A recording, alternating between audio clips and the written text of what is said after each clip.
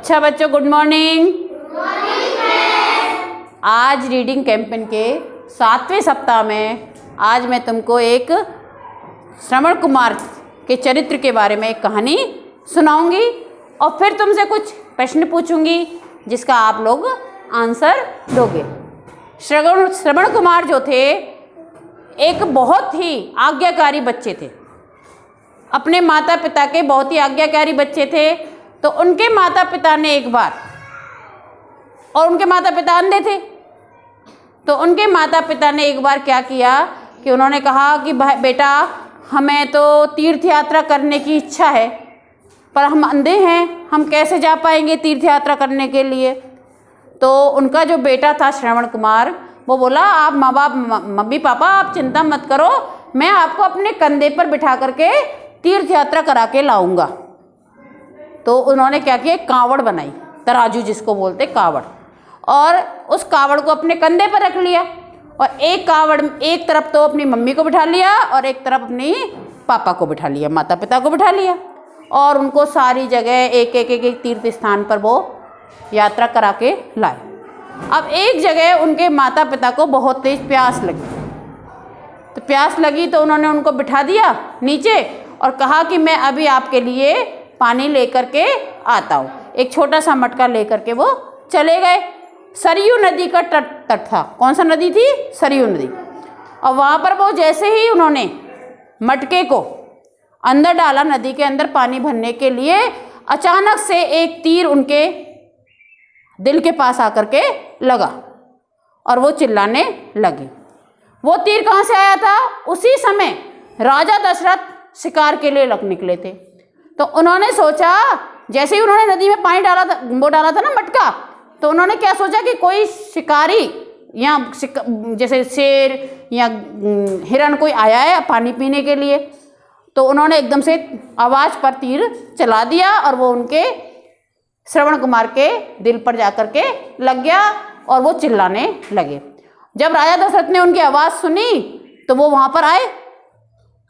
उन्होंने कहा अरे ये क्या हुआ, मैं तो किसी जानवर को समझा था कि कोई जानवर मर गया होगा, लेकिन ये तो कोई व्यक्ति है।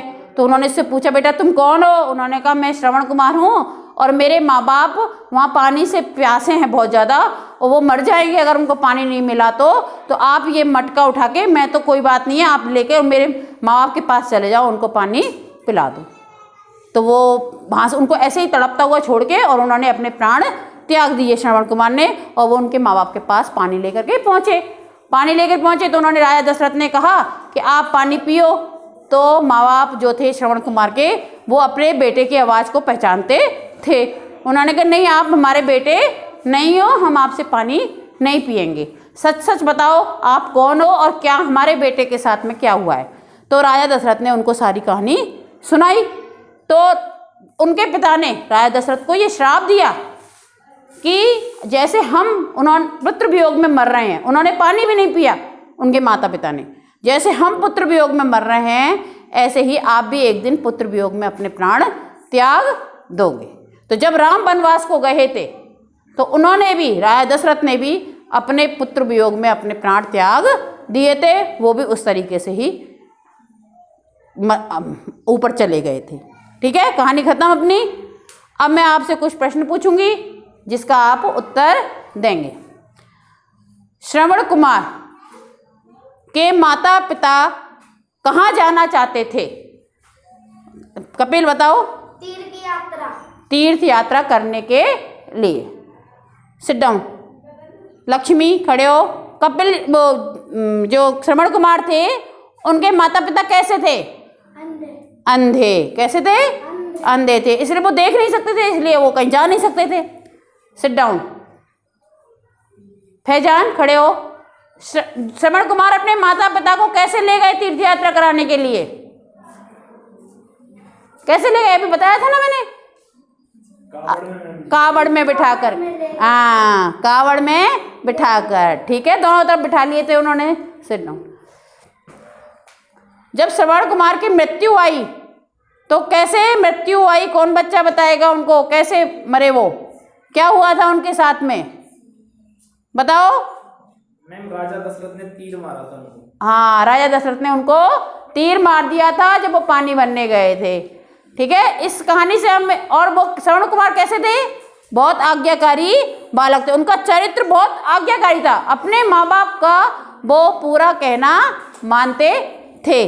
ठीक है, तो अब ये मेरे तीसरे समूह की गतिविधि हो गई और सभी बच्चे इसके ऊपर बच्चों उनके नाम लिखेंगे, श्रवण कुमार के कुछ चरित्र के बारे में लिखेंगे अपनी अपनी कॉपियों पर।